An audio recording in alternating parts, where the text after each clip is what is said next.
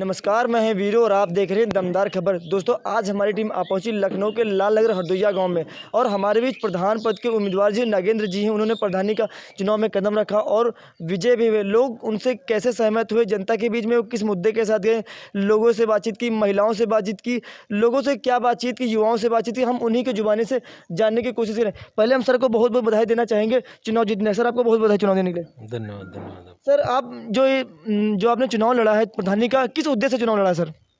मैं गांव सभा की डेवलपमेंट और विकास पे मेरा चुनाव था। जी जनता ने विकास को अपनाया जी सर। और मैं विकास को लेके चला था जी और जनता ने उसी पे मुझे चुना है। जी सर, आपने चुनाव जीता, पहली बार मैदान में थे? ये मेरा दूसरा चुनाव था। पहली बार मैं 59 वोट से हार गया था जी लास्ट टाइम जब मैं लड़ा था। जी सर, मतलब पहली बार चुनाव में कूदे थे, हिम्मत नहीं हारी और लगातार कार्य करते हैं, लोगों को सेवाएं करते रहे और दूसरी बार उन्हें सफलता पाई। सर, आपने चुनाव जीता है, सबसे पहले कौन सा काम करना चाहेंगे जिसका लाभ आपके पूरे क्षेत्रवासियों को मिल सके?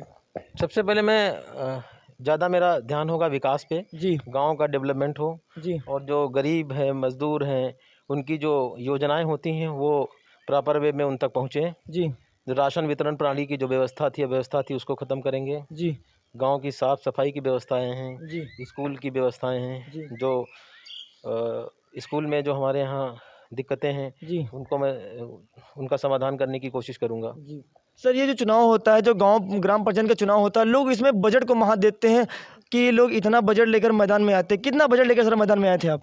चुनाव लड़ने के लिए जी मेरा कोई बजट नहीं था चुनाव लड़ने के लिए। जी और वास्तव में पूछा जाए तो मेरा चुनाव लड़ने में कोई बजट ही नहीं था। जी मैं जनता के बीच में गया था जी और मैं उनसे ये कह कर गया था जी कि आप विकास के लिए चुनना चाहते हैं तो मुझे चुने, जी और विनाश के लिए अगर चुनना चाहते हैं, जो अभी तक जो प्रधान थे इतने दिनों से देख रहे थे, जी तो आप उन्हें चुन लीजिएगा। जी मैं ये अपना उद्देश्य मैं उनके सामने, मैंने अपना पूरा प्रपोजल उनके सामने रखा जी कि मेरी ये योजनाएं हैं। जी गांव से नाली, सड़क, खड़ंजा, लोगों की मदद, इन सब चीज़ों को मैंने आगे किया जी और उसी उद्देश्य को लेकर मैं आगे चला। जी जनता ने उसको पसंद किया, जी जी इसलिए मुझे चुना जी और इतने भारी मतों से चुनाया। इसलिए मैं इस ग्रामवासियों का, सभी का मैं धन्यवाद दूंगा। जी सर, ये जो ग्राम पंचायत चुनाव होता है, लोग इसमें कोई दारू बांटते हैं, कोई शराब बांटते हैं, कोई पैसा बांटता है, साड़ी घड़ी वगैरह बांटते हैं। आपने भी ऐसा कुछ लालच दिया क्या लोगों को? जब शुरुआत में, अभी जब मैं चुनाव लड़ने के उद्देश्य से मैं उतरा था, जी तो एक दिन बाबा साहब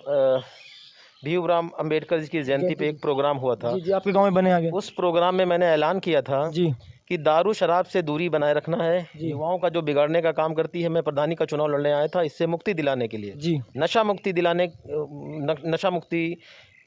के लिए मैंने उद्देश्य से मैं चुनाव लड़ा हूँ जी और इन सब चीज़ों से मैं दूर रहूँगा। इसलिए शराब और मीट मांस से जी मैंने दूरी बनाई। जी कतई मैंने इन सब चीज़ों का प्रयोग नहीं किया। जी जनता के बीच में अपनी बात को लेके मैं गया, जनता ने मेरी बात को पसंद किया, इसलिए जी जनता ने मुझे चुना। सर, आप महिलाओं के लिए ऐसा कौन सा काम करना चाहेंगे, क्योंकि उनकी बहुत से गांव में शिकायतें होती हैं पूर्व प्रधान से?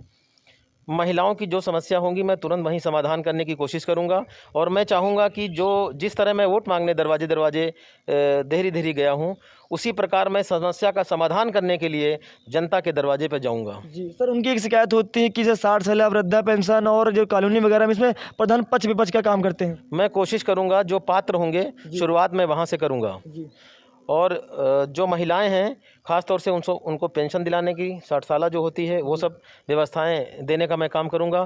क्योंकि मैं आदरणीय अखिलेश यादव के उद्देश्य को लेकर मैं प्रधानी का चुनाव लड़ने यहाँ आया था और उन्हीं की योजनाओं को लागू करके मैं इस गांव को विकास की ओर ले जाना चाहता हूं और उत्तर प्रदेश का एक नया गांव मैं इसको बनाना चाहता हूं, ताकि उत्तर प्रदेश में एक नया ये स्थापित हो सके, ताकि वहां तक सर, ये जो ग्राम पंचायत का चुनाव होता है, क्या लगता है पार्टी के आधार पर लोग इस पर वोट दे सकते हैं? पार्टी के आधार पर चुनाव नहीं होता है, ये व्यक्तिगत चुनाव होता है। जी लेकिन लोग पार्टी की विचारधारा को अगर बताएंगे, तो हमारा नेता अगर अच्छा काम कर रहा है जी और मैं वहाँ से जुड़ा हूँ, तो लोगों के दिमाग में आता, जब इनका नेता इतना अच्छा है तो जो ये करेंगे तो उसको लोग पसंद करते हैं। जी जी सर, अभी आपने देखा होगा जो धर्मेंद्र यादव की बहन संध्या यादव जी, उन्होंने समाजवादी को छोड़कर बीजेपी में से चुनाव लड़ा था और वो हार गई थी। क्या लगता है कि वो क्यों ऐसा चुनाव हार गई थी? क्योंकि तो समाजवादी की नेता थी। लोगों ने समाजवादी पार्टी को पसंद किया था जी और उसके अध्यक्ष माननीय राष्ट्रीय अध्यक्ष जी हैं, जी उनके नेतृत्व को लोग पसंद करते हैं। जी अगर हम निकल के दूसरी पार्टी में चले जाएं जी तो हमारा नेतृत्व ही चेंज हो जाएगा, जी हमारा उद्देश्य ही खत्म हो जाएगा, जी। तो जनता को खत्म कर देगी। सर लोग तरह तरह कमेंट कर रहे थे कि समाजवादी पार्टी में फिर से एक बार फिर से भंडाफोड़ हो रहा है। समाजवादी पार्टी में कोई भंडाफोड़ किसी चीज़ का है ही नहीं। जी अखिलेश यादव एक मात्र ऐसे नेता हैं जी जो उत्तर प्रदेश नहीं हिंदुस्तान में विकास के लिए जाने जाते हैं। जी सर और उनसे अच्छा नेता मुझे लगता नहीं उत्तर प्रदेश और हिंदुस्तान में कोई हो। जी इससे पहले जितनी भी सरकारें आई हैं, जी आपने देखा हो इस कोरोना काल में जो विषम परिस्थितियां उत्पन्न हुई हैं, जी काश अगर अखिलेश यादव इस प्रदेश के मुखिया होते जी तो इन सब चीज़ों से छुटकारा मिल जाता। जी क्योंकि माननीय नेताजी का नारा था, दवा पढ़ाई से रोटी कपड़ा सस्ती होगी, दवा पढ़ाई मुफ्ती होगी। जी उस उद्देश्य को लेकर आदरणीय अखिलेश यादव जी चले थे। जी और वही आज की डेट में जितने भी हॉस्पिटल, स्कूल, कॉलेजेस जो भी बने हैं, सब माननीय राष्ट्रीय अध्यक्ष जी के नेतृत्व में बने हैं। आज उन्हीं राष्ट्रीय अध्यक्ष के नेतृत्व को जितने फीता काटने का काम कर रही थी बाबा जी कर रहे हैं। जी बाकी काम तो कुछ किया नहीं उन्होंने। जी। सर विपक्ष का कहना है कि पहले शिवपाल सिंह यादव जी, अब संजय यादव जी, अब अर्पणा यादव पर भी लोगों को संदेह है कि वो भी बीजेपी में शामिल हो सकती है, क्योंकि वो आदित्य योगीनाथ की करीबी गिनी जाती हैं। ऐसा कुछ क्या हो सकता है आपके हिसाब से? बहुत से लोग आए चले जाए। माननीय नेताजी का कहना है ये तो शंकर जी की बारात है, जी लोग आते हैं जाते रहते हैं, नए आते हैं, पुराने जो लोग छूटते हैं तो उससे ज़्यादा लोग जुड़ते हैं। जी और उसमें मेन चेहरा माननीय राष्ट्रीय अध्यक्ष जी का है, उसके सामने किसी का कोई जादू नहीं चलता। जी जी लोग पढ़े लिखे को स्वीकार करना चाहते हैं। जी वही उद्देश्य लेके उत्तर प्रदेश की जनता चलेगी। आने वाले चुनाव में इस बार पूर्ण बहुमत की सरकार समाजवादी पार्टी माननीय राष्ट्रीय अध्यक्ष जी के नेतृत्व में सर बनेगी। आपको क्या लगता है कि जब पश्चिम बंगाल में बीजेपी वहाँ पूर्ण बहुमत से गई थी, धरना प्रदर्शन दिया, बहुत से उसने प्रचार किया, चुनाव हार गई थी, क्या लगता है 2022 में जो उत्तर प्रदेश में सरकार आएगी, जो चुनाव होंगे, तो क्या ईवीएम को लेकर संदेह हो सकता है आप लोगों को?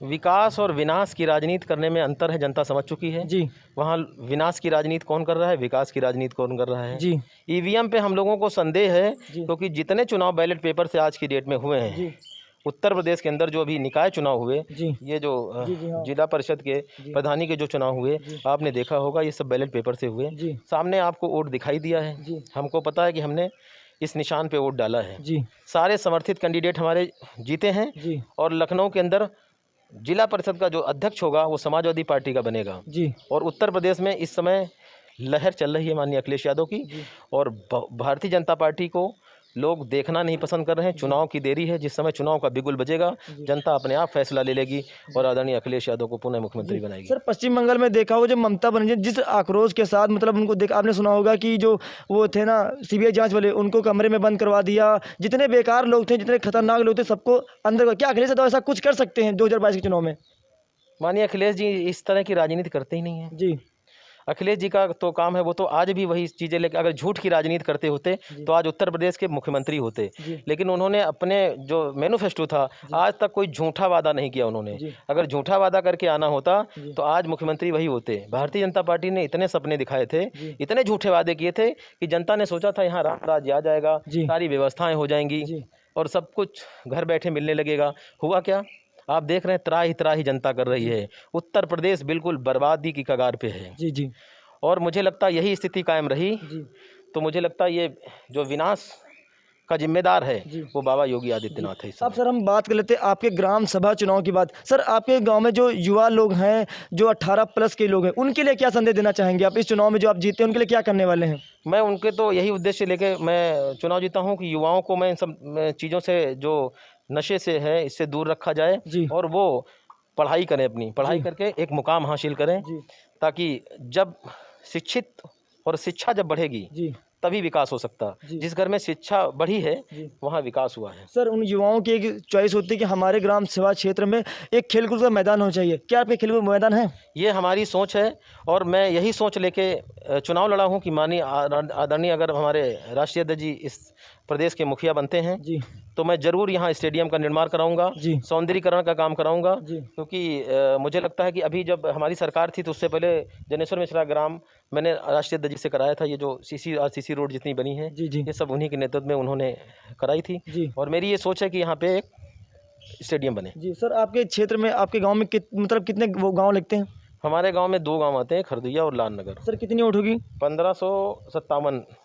तो सर आपके गांव में सरकारी स्कूल है? जी, सरकारी स्कूल हमारे यहाँ 2 हैं। जी, उनकी व्यवस्था कैसी है?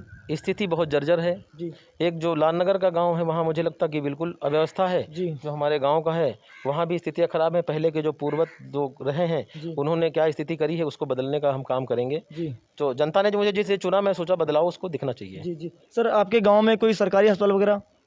यहाँ पे सरकारी हॉस्पिटल की कोई व्यवस्था नहीं है, लेकिन मैं ये जनता से मेरा वादा है जी और मैं कोशिश करूँगा सरकार आने के बाद ये सारी व्यवस्थाएं, क्योंकि प्रधान के उसमें बजट में सब नहीं होती, जी लेकिन मैं कोशिश करूँगा एक मैटरनिटी हॉस्पिटल जी और स्कूल की व्यवस्था, जी पेयजल की व्यवस्था, जी ये सारी चीज़ें जी कराने का मैं प्रयास जी करूँगा। सर, आप पूर्व प्रधान के कौन से अधूरे कामों को पूरा करना चाहेंगे आप, जो अभी तक इसका लाभ ग्रामवासियों को नहीं मिल सका? हमारे यहाँ कोई पूर्व प्रधान ने काम ही नहीं किए तो उसको मैं पूरा क्या करूँगा। जी, सभी काम अधूरे? हमारे यहाँ कोई काम ही नहीं हुआ है। जी अधूरे की बात छोड़ दीजिए, जी कोई काम ही नहीं हुआ है। जी हमको शुरुआत शुरू से ही करना है।